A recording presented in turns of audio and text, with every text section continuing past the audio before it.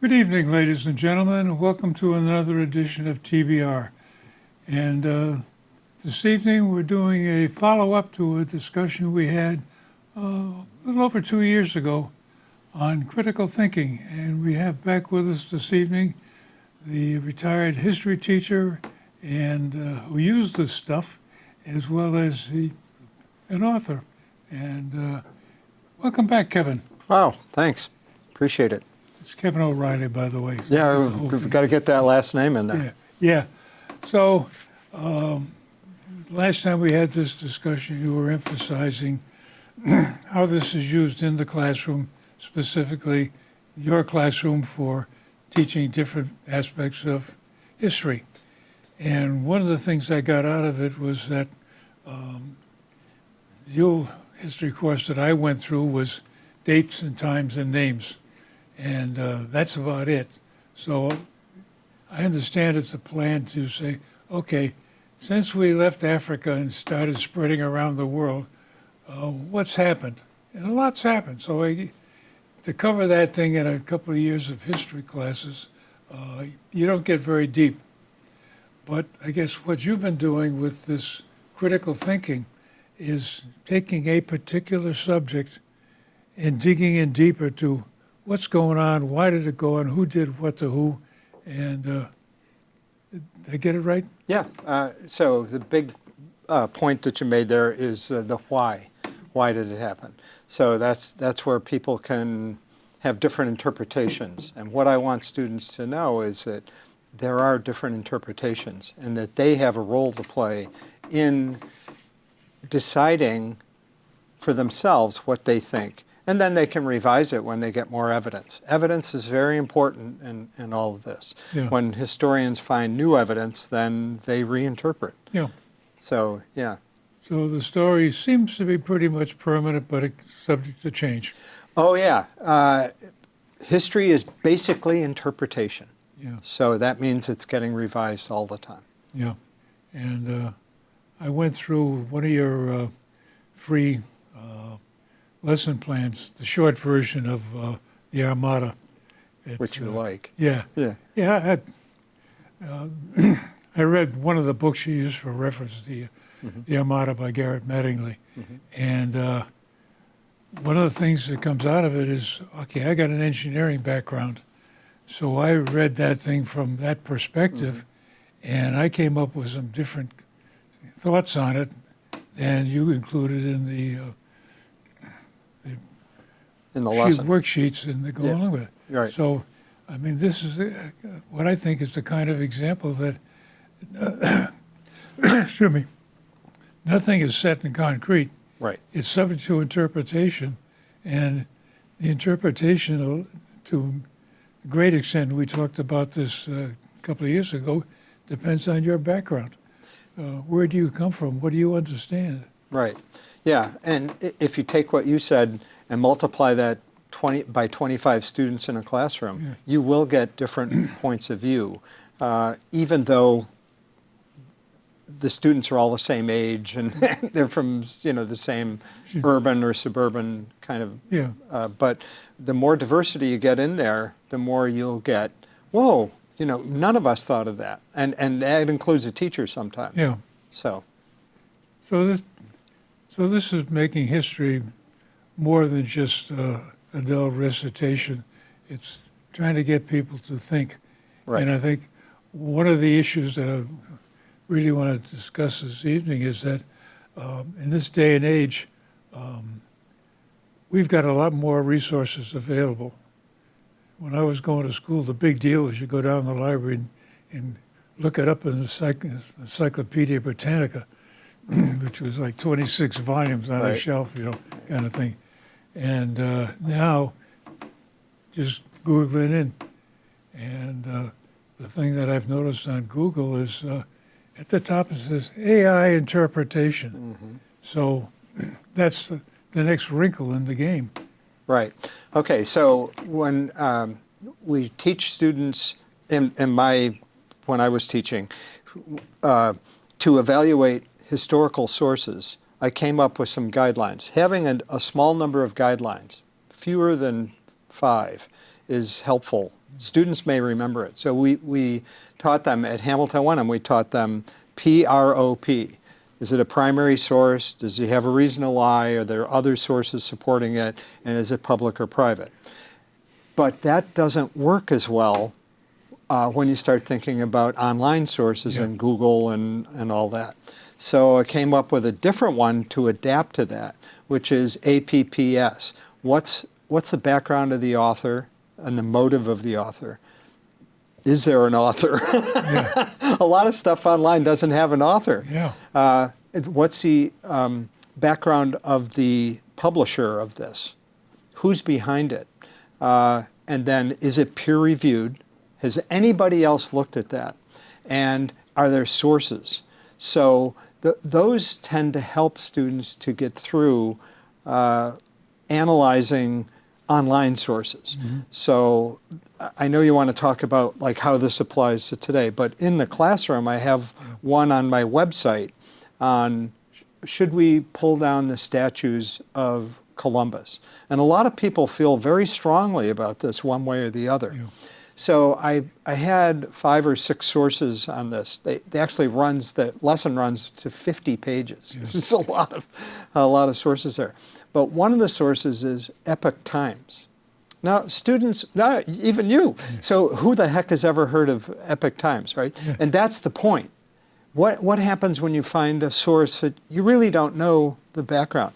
Well, the students could go and check on that source. And that's the point of doing these kinds of lessons, to get them in the habit of looking back, looking outside the source to find out more about it.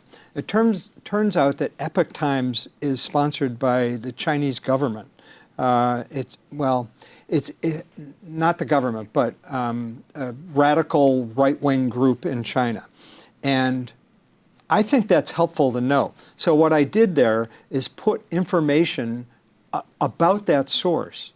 So they read whatever it is, it's like one page about, we should take down, or we shouldn't, we shouldn't take down the statues of Columbus, and ask the students what they think, and then give them information outside of the source, just collected elsewhere. And that helps them to get in the habit of looking outside the source they're looking at. That's really important.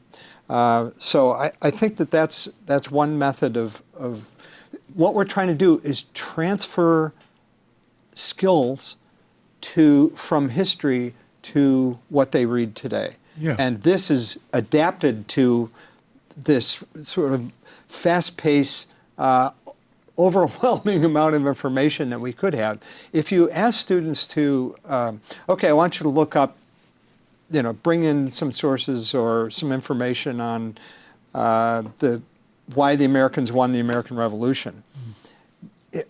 I found this out by bitter experience.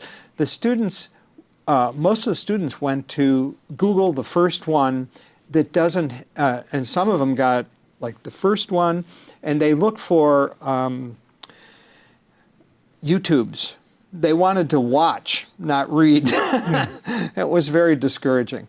So I tailored the lessons so that they would learn to look at, well, who is the person? It's usually somebody just randomly putting on things, and we don't know anything about them. So I think it's important for them to get in a habit of looking more closely. They did a research study at Stanford in which they had different groups look at sources. So they came up with 5 or 6 sources, and they had people look at it. And the people who did the best on it were fact checkers, because they were in the habit of going outside the source. They would just type in on Google, who's funding blah, blah, blah, blah, or something like that. And so I based this on that research that was done at Stanford. Yeah, you criticized YouTube there for a while, but I noticed in one of the lesson plans that I was looking at from your website that you talked about what you try to get the students to get into the position of saying, you are there. And that just triggered a memory of Walter Cronkite and his show, all things are as they were then, except you are there. Right. And I remember that. I remember watching the Battle of Culloden on TV, and it was a recreation, obviously. Cronkite is old, but not that old, and it was very realistic, and it gave you the impression of, holy mackerel, that's what's going on, and this ain't nice. And one of the things that I picked up out of there was Bonnie Prince Charles, who was leading the Scottish contingent. Forces. He was Polish and didn't speak a word of Scotch. Really? Yeah, so again, I don't know if that's true or not, but that was one of the things that popped out of there, and funny things like that stick in my mind. So Yeah. So, So I didn't mean to criticize all YouTube, because I use it and I think people should use it. Yeah. They should use it discerningly. If you've got somebody with 10 slides on why the Americans won the American Revolution, you should be still asking questions about, well, who is this guy and what's his background and that sort of thing. It comes up with Wikipedia. Wikipedia, when it first came out, it was like teachers were down on Wikipedia. I mean, it's a public source that can be changed. We actually had fun putting in a different principle for our school and that sort of thing to kind of teach kids, don't believe what. But some Wikipedia articles are excellent, and the sources they have, it would be 300 or 400 sources cited. So I often, when I'm doing research, will go at some point to Wikipedia to look at what sources they've said on this. I had a professor from Indiana University say the best article on the 1954 overthrow of the Guatemalan government was a Wikipedia article on the CIA. So all sources are open. It's what's going on in the student's mind and how they analyze it. I think it's really important. well, getting back to the issue about AI and the different stuff you get off the web with social media, like you said, you have no idea who produces it, what's their axe they're grinding, Right. and you get a set of comments. And one I stumbled into a couple of days ago, and you mentioned you read it too, was there was an analysis made of what happened in Spain when they had the blackout for 10 hours. And you read through it, and gee, this sounds pretty good and technical. It's talking about inertia and how you got a great big generator and a big turbine that are spinning, and they can handle little bumps in the system very nicely because they got so much inertia going for them. And okay, that sounds nice. And then he jumps to the next statement that, well, you don't have that kind of inertia with solar and wind, and the inverters that you have to use to take DC power that you get from solar and wind and convert it into, for Spain's case, 50 cycles AC, or in the United States it would be 60 cycles AC. And, that sounds good. Well, why not? I'm still looking for the answer to that. Yeah. So, again, I come back to the point that that's part of my technical background Right. of trying to understand what is the prime cause of this issue.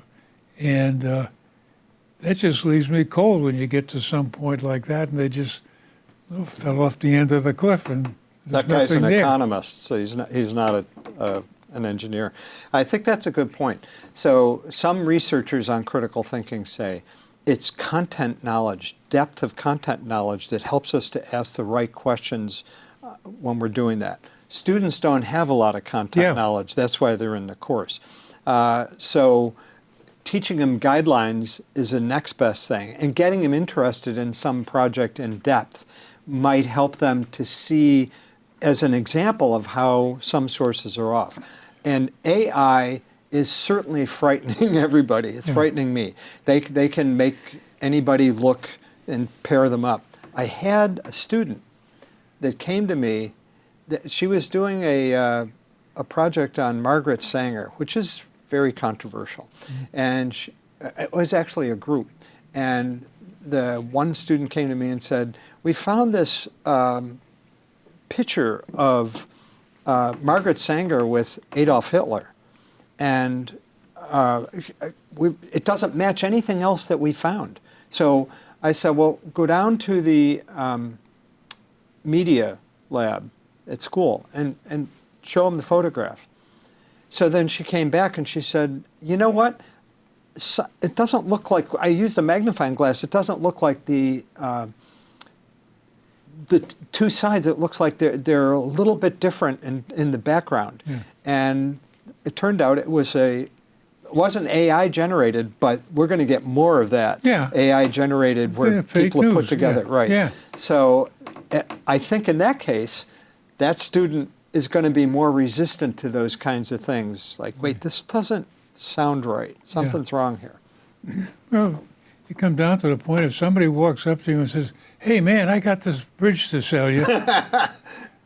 Everybody knows, enough Right. of that stuff. But until you get more and more exposure and experience with this thing, and I think this is part of the problem that parents are having these days, that the kids are very, very facile on the computers and the cell phones, and they can come up with an awful lot of stuff. But unless somewhere along the line they get the guidance like you're talking about, it can get you into a situation where you've got all sorts of information stored in your head, and none of it's verified, Right. and it's just random data. You're absolutely correct. Students, like all of us, they have very great skills at finding things. If you want to, like something's wrong with your computer, get a young person Oh, yeah. from Beverly High School, and they'll be able to Find fix a it. grandson. Right. Yeah. But they also have uneven skills. So they don't know how to evaluate these against other sources. So to go back to the Columbus one, the Epoch Times, there's a website that evaluates the reliability of sources that they've found. Ad Fuentes, Fuentes, and they evaluate them based on, they do like 10 or 15 articles and they see how well they're doing on that. So I put things in from Ad Fuentes. If we could get students to ask questions, even though they don't have a lot of background on the topic, which is what we run into all the time as adults, and could think about, oh wait, there's this fact-checking source. That's a little oversimplified. It's an evaluation source of news sources. We would have done a great service to those parents out there that are worried about their kids. You know, they have all this information and don't know how to sort it out. Yeah.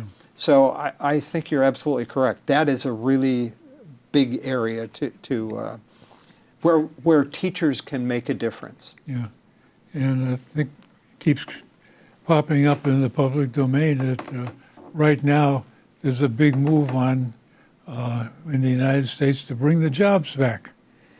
And there's a whole bunch of tariffs being applied or threatened, trying to get a level playing field or whatever that means. And you see different opinions momentarily every minute or two that somebody has some thought on it. And at the same time, does this make any sense? What are we doing? And you have to get back into the fundamentals of, well, what kind of jobs can we bring back? And in order to be competitive dollar-wise, we're going to have to use an awful lot of robots. Right. So are we preparing our students to take up the challenge of designing, developing, and maintaining robots? Well, let me go back to the tariffs one, because I think that's instructive of how we can use history. So I thought about this. I see all the articles and back and forth on the tariffs today. I thought, why don't we look at tariffs in history? So I made up a decision-making problem for students in 1930. The tariff was introduced in 1929, but by 1930, the economic situation had changed drastically. Yeah. It's a Smoot-Hawley tariff, Yeah. which was made famous in the movie, Ferris Bueller's Day Off. Yeah. But there, many of the same issues come up, and the students can look at that tariff, and then I had the 1890 tariff, the McKinley tariff, and 1837, and tariffs in Germany and other countries. If they look at a bunch of tariffs, they can raise the same issues and have some other data that helps them to see, well, in this case, in that case. And then they need to think about analogies, because robots are around now, but they weren't around then. Yeah. But history can provide a context for students to discuss hot button issues that are going on right now. Yeah. And that's how I approach that. Well, that gets into another skill set, if you will. You can take ancient examples and say, well, when they did this that time, look what happened, and therefore we shouldn't do that again. And you bring up the point of, okay, maybe robots will make a difference. Mm-hmm. Can you really transfer ancient history or old-time experiences to the current day and say, we'll get the same result? No, you can't say that you get the same result, but you can't escape that there are examples there. Yeah. And the more examples you have, the better you can think through it. It doesn't mean you're guaranteed, but it does mean that you have a little bit more. So if we did something closer to today, which the New Deal is close to today. Yeah. You know, oh, we tried this before and this is what happened. The people who are advocating for it are going to say, yeah, but that's different. And then you can listen to the arguments about the analogy. Historical analogies are helpful, but they are not the be-all and end-all, because we should always be looking. Here's another one. The causes of the Depression and the causes of the recession of 2008. They're different, but there are some similarities. Oh, yeah. So we can, I want to teach students to think in that manner, to think, wait a minute, what else, what have other countries done with tariffs? And how did they go? Yeah. Japan was prohibited from having a tariff, and they prospered, okay? Students should be able to have that information and then think about it, but it doesn't guarantee that it's going to be, this is the right outcome. That Yeah, doesn't and work that leads that to way. the other question, that when you're talking about Japan and how they prospered after World War II, what did they do different? Mm-hmm. And one of the things that comes out of this is Edward Deming went to Japan and taught him about statistical process control and all that good stuff. And they developed this just-in-time inventory business. And, hey, that looks great, and everybody did that. And next thing you know, we get the COVID pandemic, and, oh, we need some more medical suits. Supplies. Supplies. Oops. And they're not on the shelf. They were coming in next week, but we need them today. So it worked for a while, and I think this gets into the whole issue about what do you expect? What are you preparing for? And so you've got to have some capability to forecast, and you forecast it based on past experience, Wow, which you call history. You've hit a bunch of things. So one is, I have lessons in there on forecasting. Students can improve at forecasting. They need to have experience. You had brought that up before. The more experience you have, the more likely you're going to be able to see the nuances in whatever you're deciding. And the other thing is, in decision making, so that one has guidelines, PAGE, and one of them is E, effects, is unintended consequences. You need to always be thinking about unintended consequences. And that's what you brought up about your example. So if we could get students to think about, all right, we're planning this. Wait a minute, what happens if that doesn't work out? And that's really important to get students who are future citizens, voters, to think about that. I think that's really, really important. Well, it gets to the question of what could go wrong. Right.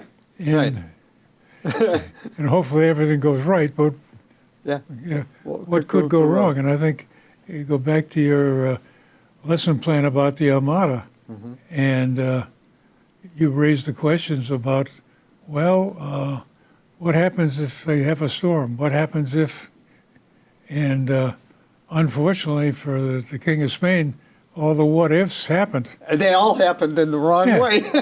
And one of the things I remember from reading the book was, I forget who the English fleet captain was.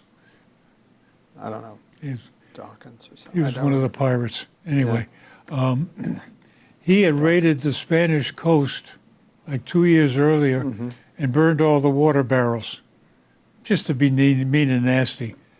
Well, as it turned out that when the Spanish fleet got trapped up north of Scotland, they ran out of water because we didn't have enough barrels. Right. And so these kinds of things that make history interesting. Right. And for me, it makes the book interesting because you're finding out what's really going on.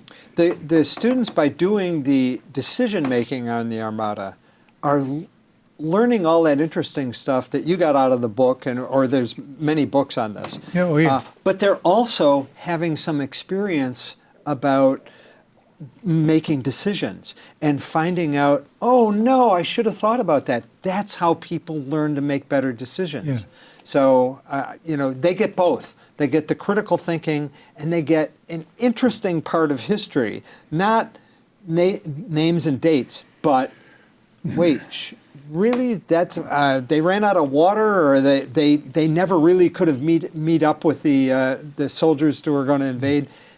That's really interesting. So they Yeah. get interest plus critical thinking. Yeah, and one of the other tidbits from that story that fascinated me, I read the book in 1961, and about that time there was a big brouhaha going on between Spain and Holland because there's a Dutch princess that was going to marry the Spanish pretender to the throne. And the Dutch were up in arms about this. What the hell's the problem? You read the book, oh, that was the problem. Yeah. Spain was not nice when they conquered. Right. Right. But anyways, hey, this has been fun. And, I think so. We're going to come back and do it again, but not in 2 years. So, Right. Okay. Yeah. It's a date. So thanks again. We appreciate you stopping by and enlightening us and helping us understand it a little better. Yeah. Thanks, George. And ladies and gentlemen, thank you for joining us this evening. And as I mentioned, my email address is in the credits. Send me a note if you have a comment. And if you have a longer comment, there's room for you here at the table. Thanks again, and stay tuned.